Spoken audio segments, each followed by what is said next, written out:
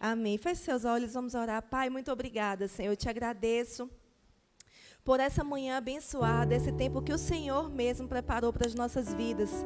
E eu creio, Pai, e declaro sobre nós, sobre cada mulher aqui nesse lugar, que essa é uma manhã de transformação. Essa é uma manhã em que sairemos daqui muito melhores do que nós entramos. Espírito Santo, o Senhor que conhece cada pessoa aqui muito melhor do que eu, que o Senhor possa ministrar de forma específica a cada coração, indo no profundo de cada mulher, tratando o que precisa ser tratado, Senhor, e transformando aquilo que precisa ser transformado dentro de nós. Em nome de Jesus, fica livre nesse lugar, Espírito Santo. Fica livre para se manifestar. Nós desejamos a Tua presença. Nós desejamos os Teus dons em operação aqui. Muito obrigada, Pai, por essa manhã que nós cremos e declaramos que é uma manhã gloriosa. Em nome de Jesus. Amém. Glória a Deus. Gente, o Senhor colocou algumas coisas no meu coração. Você pode ir lá em Números, no capítulo 13. Você pode continuar aí, viu, sua linda? Números, capítulo 13.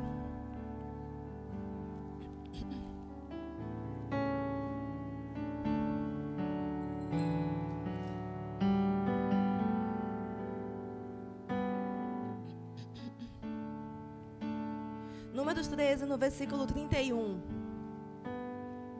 Diz assim: Mas os homens que tinham ido com ele disseram: Não podemos atacar aquele povo, é mais forte do que nós. E espalharam entre os israelitas um relatório negativo acerca daquela terra. Disseram: A terra para a qual fomos em missão de reconhecimento devora os que nela vivem. Todos os que vimos são de grande estatura. Vimos também os gigantes, os descendentes de Enaque, diante de quem parecíamos gafanhotos, a nós e a eles. Tem uma versão que diz assim: Porém os homens que com ele subiram disseram: Não poderemos subir contra aquele povo, porque é mais forte do que nós. E infamaram a terra que tinham espiado perante os filhos de Israel, dizendo: A terra pelo meio da qual passamos a espiar é terra que consome os seus moradores, e todo o povo que vimos no meio dela são homens de grande estatura. Também vimos ali gigantes, filhos de Anak, descendentes dos gigantes, e éramos aos nossos olhos como gafanhotos, e assim também éramos aos seus olhos. Amém?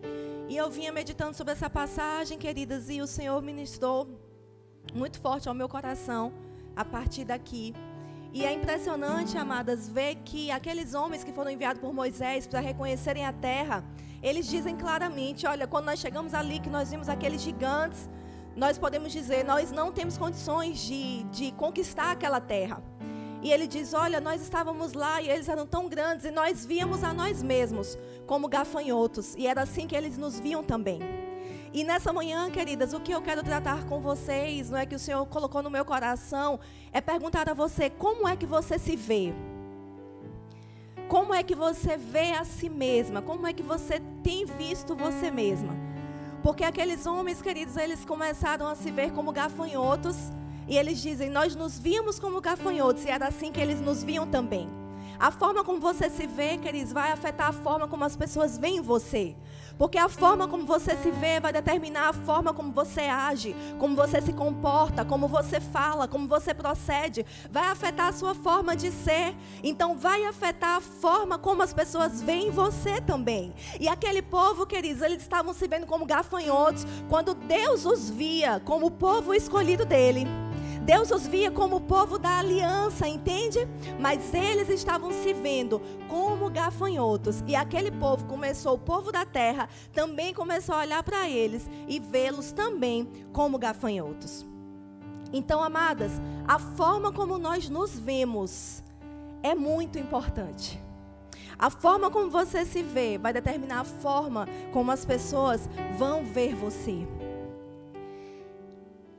Lá em João, queridos, no capítulo 1 de João, do Evangelho de João, alguns homens, eles são enviados para perguntar a João quem ele era. Não é? Lá quando você começa a ler o capítulo 1 de João, lá para o versículo 20, 19, 20, 21, 23, alguns homens são enviados até João e perguntam, não é?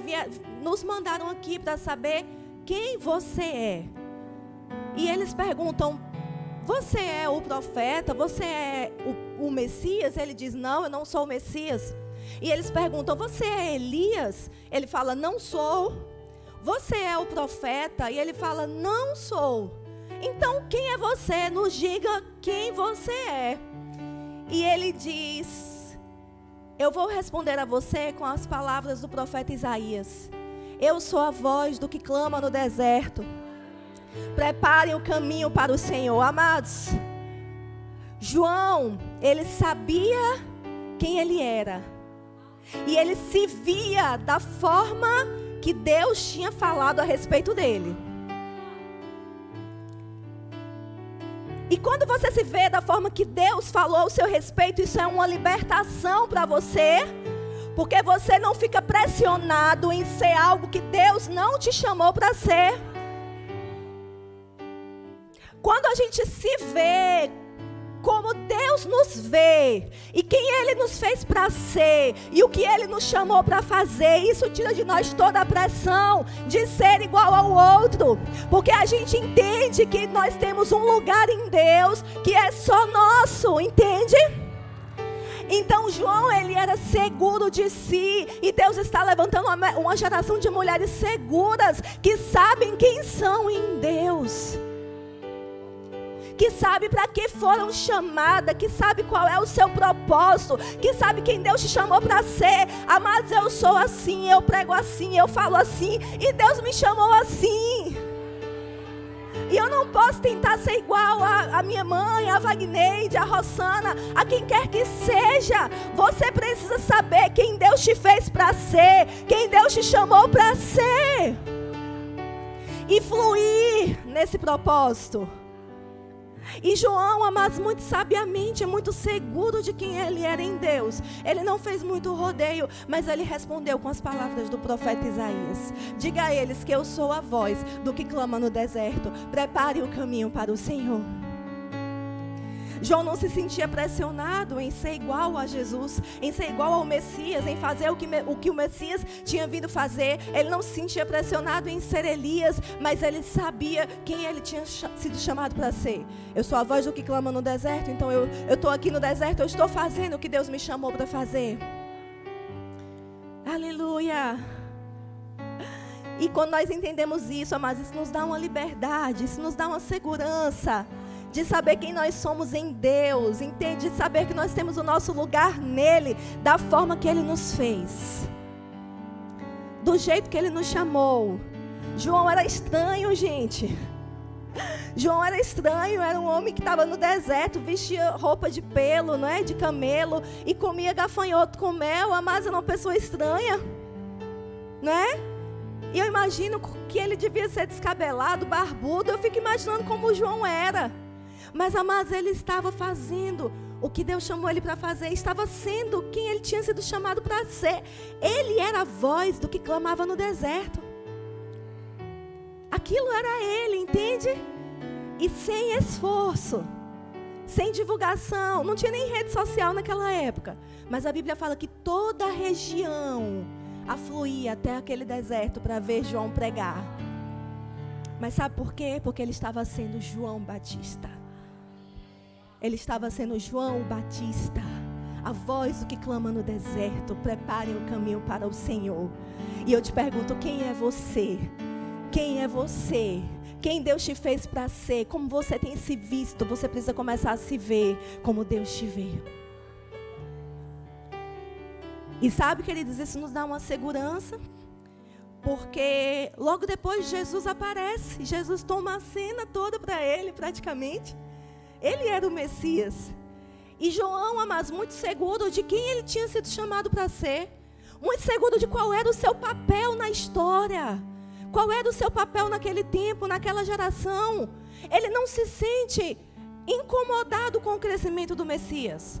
Pelo contrário, queridos, ele celebra o Messias. Ele diz: olha, é esse aí que eu falei a vocês, que depois de mim vinha um maior do que eu. Quantas de nós estamos prontas para dizer: olha, essa pessoa aqui, ela é melhor do que eu nisso. Ela faz isso melhor do que eu. Sabe por que tem tanta inveja e ciúme em nosso meio? Por falta de sabermos quem nós somos em Deus. Quando você entende quem você é em Deus, quem Ele te fez para ser, isso te liberta e faz com que você celebre mais o outro. Porque você entende que você tem o seu lugar e o outro tem o lugar dele. Então isso nos faz celebrarmos umas às outras. Então João, ele não se sente ameaçado pelo Messias, mas ele celebra o Messias. É esse aí que eu falei para vocês, que depois de mim vinha um melhor, maior do que eu, que era superior a mim. O que é isso? É consciência de quem ele havia sido chamado para ser. Amadas, é muito importante, diga, é muito importante, que nós entendamos quem nós somos nele. Que nós entendamos qual é o nosso propósito nele. Quem Ele nos fez para ser, quem Ele nos chamou para ser e o que Ele nos chamou para fazer. E lá em Marcos, no capítulo 1 também, vamos lá para você dizer que eu não estou mandando abrir a Bíblia, né? Glória a Deus, lá em Marcos, no capítulo 1, no versículo 19.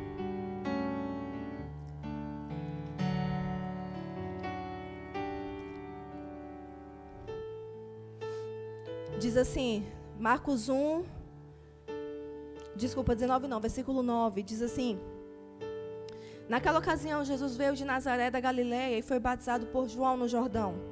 Assim que saiu da água, Jesus viu o céu se abrindo e o Espírito Santo descendo como pomba sobre ele. Então veio dos céus uma voz e disse: Tu és o meu filho amado, em ti me agrado. Logo após, o Espírito Santo o impeliu para o deserto. Ali esteve 40 dias sendo tentado por Satanás. Veja, mas é tão importante nós entendermos quem nós somos em Cristo. Nós entendemos quem nós somos no Senhor. Que Jesus aqui na terra como homem, porque a Bíblia fala que Ele se despiu, não é, da sua divindade, veio aqui na terra realmente se identificar conosco. E a Bíblia fala aqui, queridos, que Ele aqui na terra como homem, antes dele começar o seu ministério, ali quando ele estava sendo batizado, Deus, ele faz questão de afirmar em Jesus quem ele era. Antes dele começar qualquer coisa. E Deus, ele diz: olha, tu és o meu filho amado, em quem me agrado. Algo simples, não é? Mas olha, tu és o meu filho amado, em quem me agrado. Tu és o meu filho amado, em quem tenho o meu prazer. E quando Jesus sai dali, ele vai para o deserto. E em que é que o diabo vai trabalhar nele? Se tu és o Filho de Deus, transforma essas pedras em pão. Sabe, amados, o diabo, ele vai sempre tentar trabalhar na nossa identidade, em quem nós somos em Deus, tentar colocar dúvidas, se nós somos realmente aquilo que Deus diz que nós somos, se nós fomos chamadas realmente para aquilo, se nós realmente somos ungidas para aquilo, vai sempre trabalhar tentando colocar dúvidas. Se tu és o Filho de Deus, transforma essa pedra em pão. E Jesus, em outras palavras, Jesus diz: diabo, eu não preciso provar nada para você, porque eu já sei quem eu sou.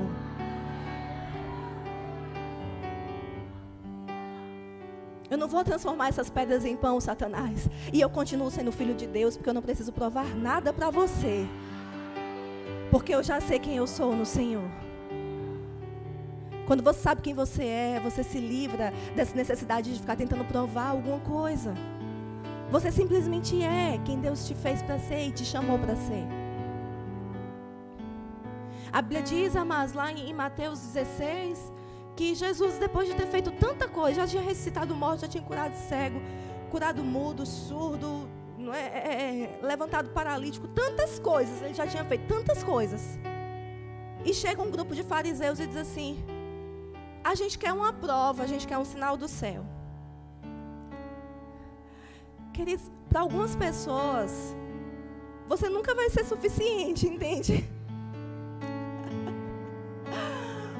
Mas quando você sabe quem você é, quem Ele te fez para ser, e que você está no lugar certo, fazendo a coisa certa, você não sente essa necessidade de ficar provando para outras pessoas. Eu não estou aqui falando de um senso de rebelião, de rebeldia, não é isso não.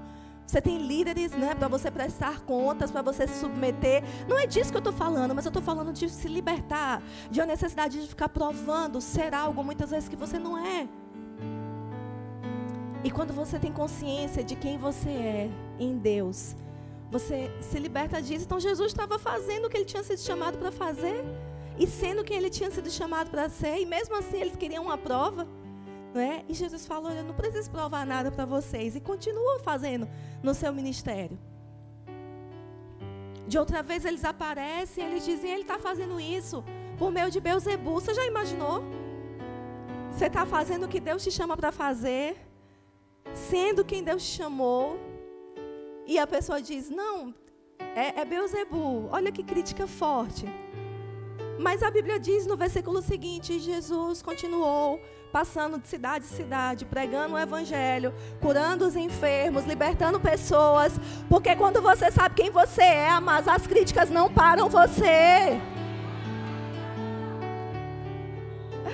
Amadas, Deus está levantando mulheres imparáveis. Muitas vezes a gente para muito fácil pela primeira crítica que a gente recebe, não é? Pela primeira palavra ruim que a gente recebe. Mas Deus quer te levantar como uma mulher imparável. Eu sei quem eu sou em Deus. Eu sou filha amada e Ele se agrada em mim. Aleluia. E as críticas não param Jesus, e Ele continua avançando naquilo que Ele tinha sido chamado para fazer. E naquilo que Ele sabia quem Ele era. Eu sou o filho amado e Deus se agrada em mim. Meu Pai se agrada em mim. Eu sei o que eu estou fazendo aqui. Eu sei qual é o meu papel nessa história. Qual é o seu papel na história, minha amada? Porque você tem um papel na história. Qual é o seu papel na história? Está na hora de você assumir o seu papel, tendo consciência de quem você é. Ah, mas eu não tenho um chamado ministerial, mas você pode ter um chamado para a sua casa.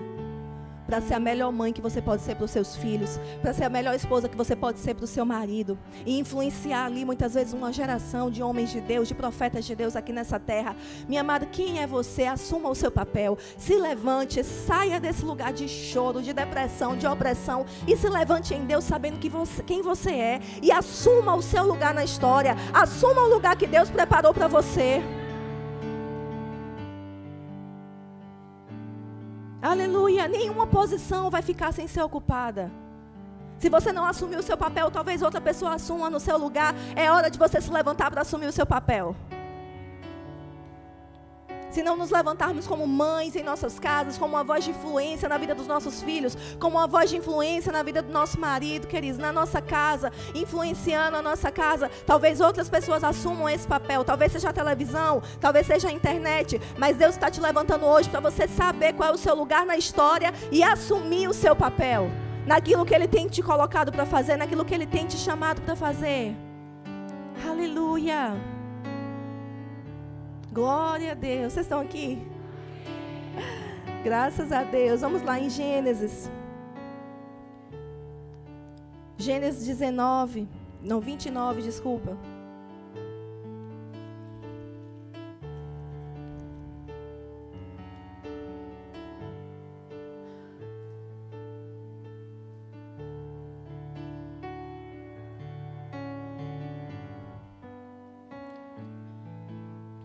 Glória a Deus.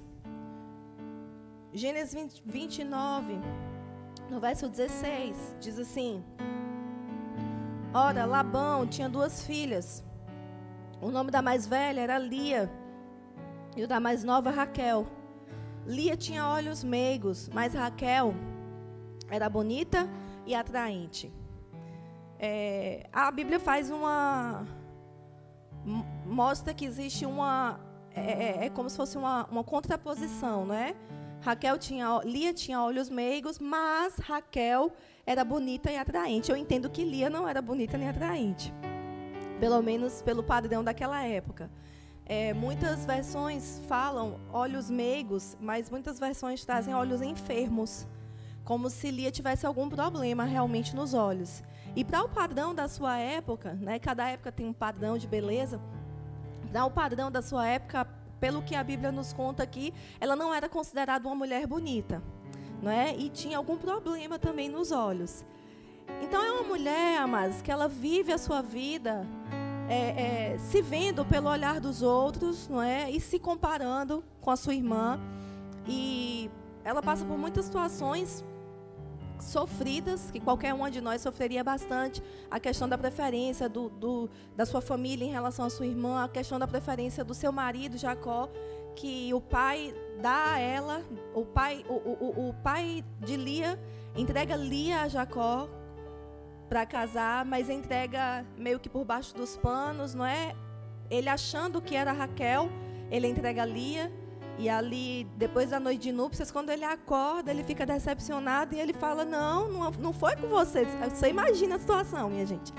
Né? Não era você que eu queria Raquel. Cadê? O que foi que aconteceu?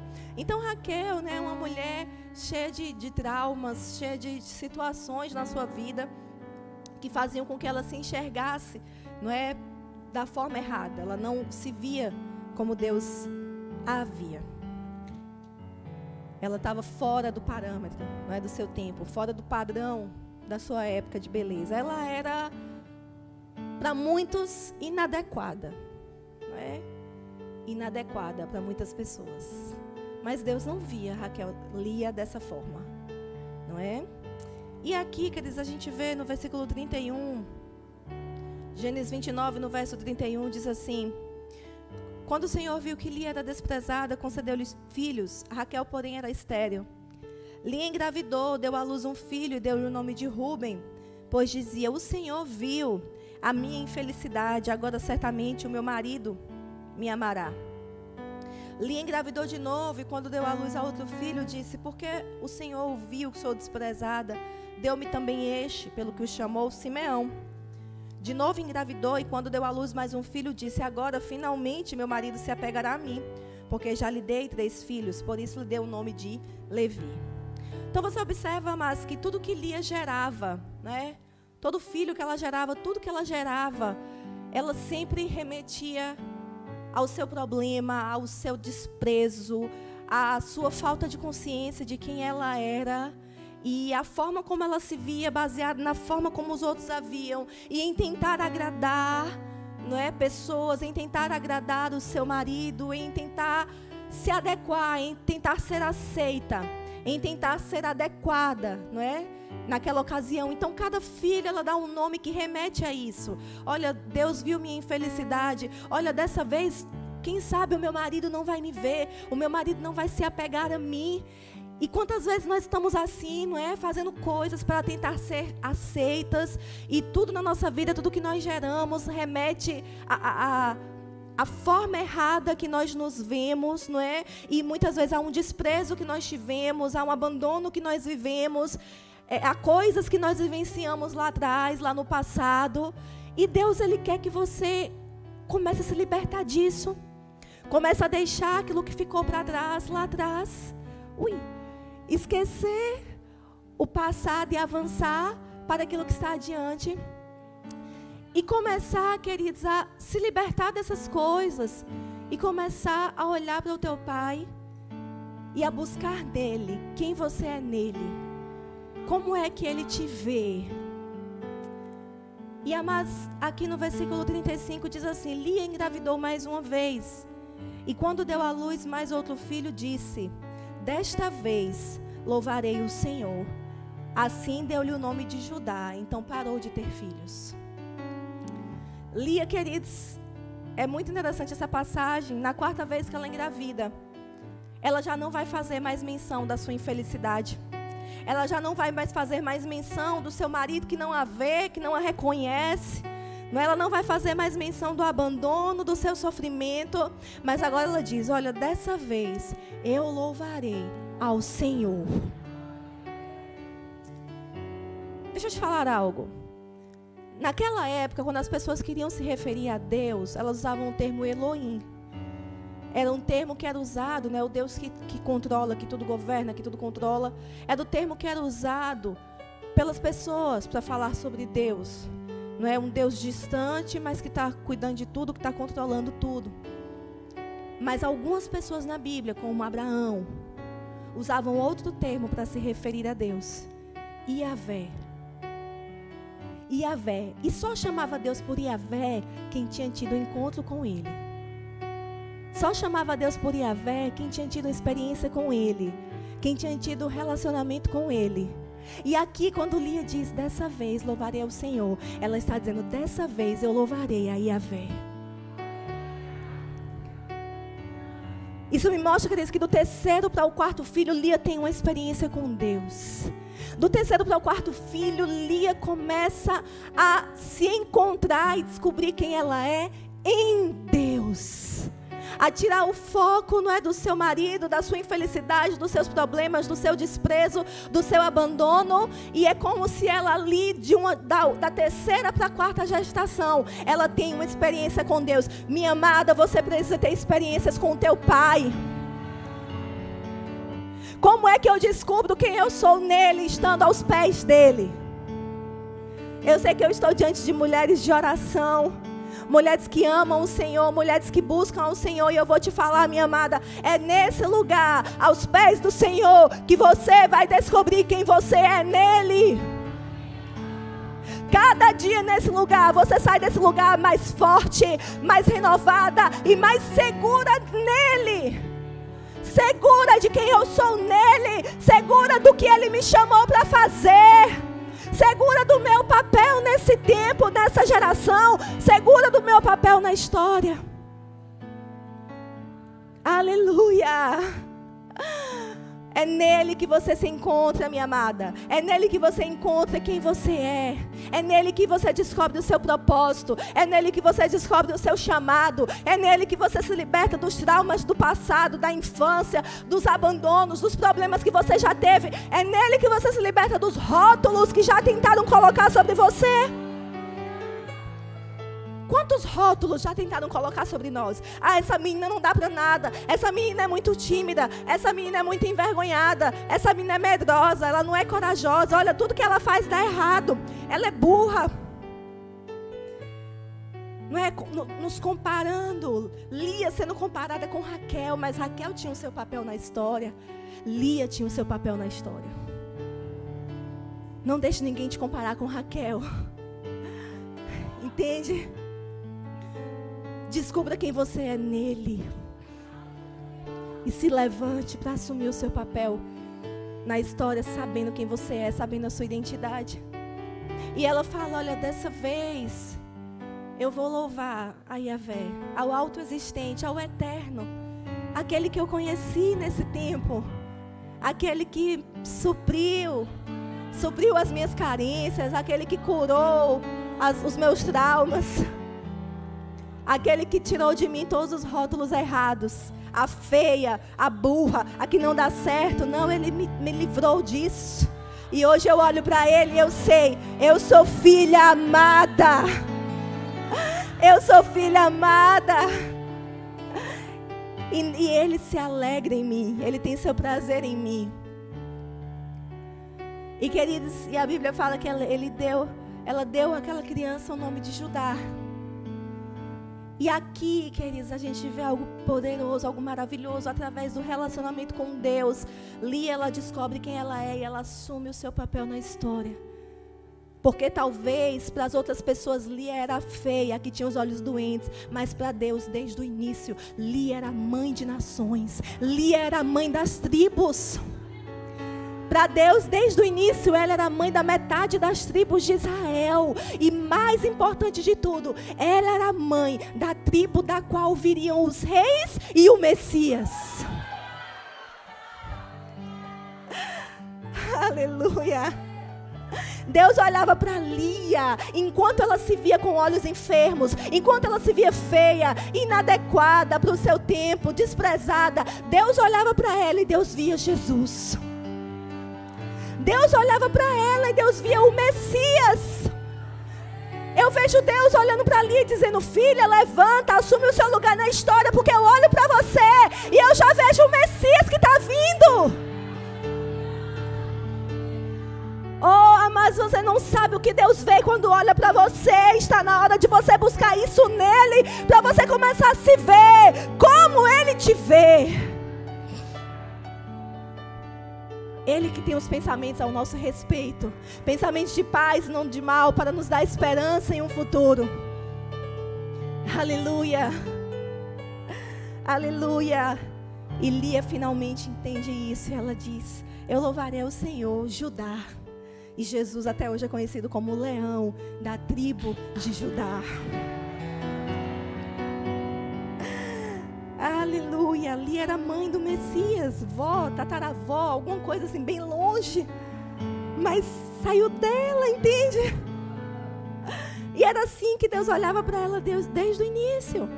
Assim como Deus via Raquel, e via Raquel como a mãe daquele que iria preservar todos os povos numa época de seca, José.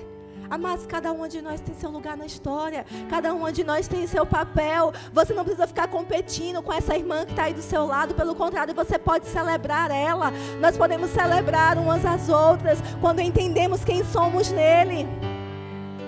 E é interessante, queridos, que a Bíblia fala assim: e Lia parou de ter filhos. Lia parou de ficar tentando provar. Tudo que ela gerava era para tentar provar, mas quando ela entendeu quem ela era, olha, eu sou a mãe de Judá, eu sou a mãe de nações, eu sou a mãe de tribos. Deus me chamou para algo importante. Talvez eu não tenha noção de tudo, mas eu sei que Deus me chamou para algo importante nesse tempo. E a Bíblia fala, ela parou de ter filhos, ela parou de ficar tentando provar. Depois ela tem mais 2 filhos, mas aquela necessidade de tentar mostrar alguma coisa parou. Por quê? Porque agora eu descobri quem eu sou. Aleluia. Deus é bom, amém, querido? Você pode ficar de pé no seu lugar. Aleluia.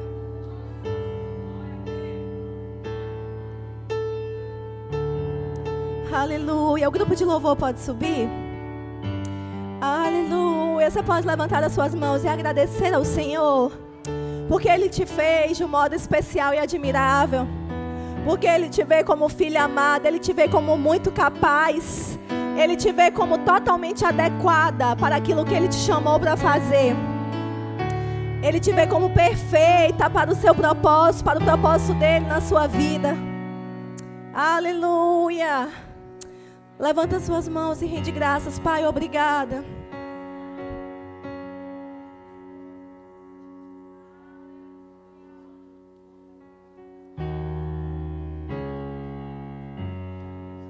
Aleluia. Aleluia.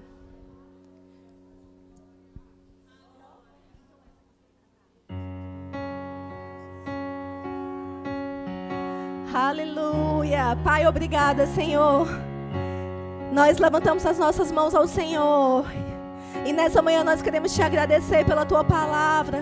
Te agradecer pela unção do teu Espírito que está trabalhando em nosso meio, está trabalhando em nossos corações. E Senhor, nessa hora nós nos derramamos diante do Senhor, nos derramamos diante da tua presença, Pai. Oh, para te agradecer pelo teu amor por nós, pela tua bondade. E Senhor, obrigado porque nessa manhã o teu Espírito está nos lembrando quem nós somos no Senhor, que o Senhor nos chamou com um propósito específico. O Senhor nos fez de modo admirável, de modo especial.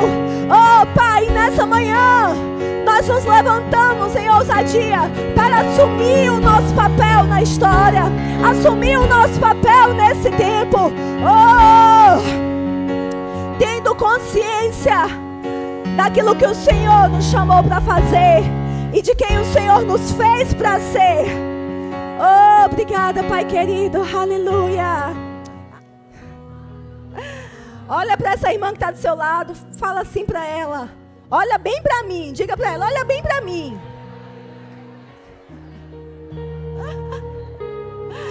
Porque daqui a um tempo você nem vai me reconhecer.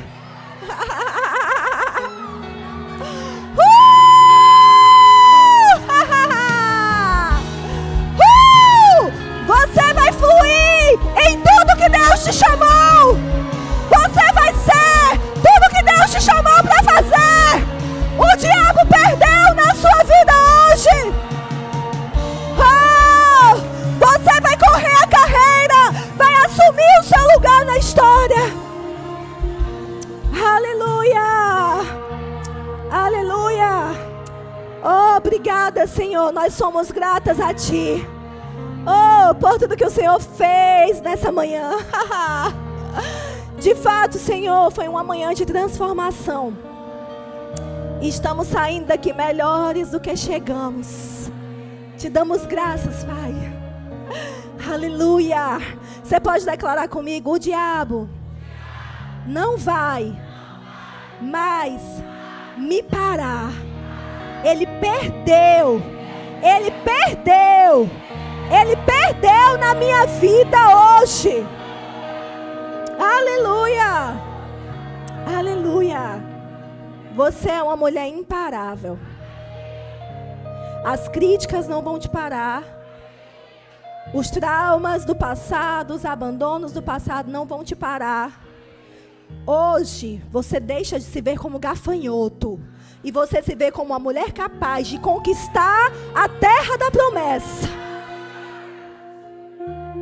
Mulheres que chegaram aqui se vendo como gafanhotos, incapazes, inadequadas para pisar na promessa. Foi assim que aquele povo se viu. Mas hoje Deus está mudando a sua visão e dizendo: filha, você é plenamente capaz. Você é totalmente adequada para pisar na terra da promessa que eu tenho para você. E eu declaro sobre a sua vida isso hoje. Profeticamente, faça assim comigo, ó. Dê um passo para frente. Aleluia. Você vai entrar na terra da promessa, naquilo que Deus preparou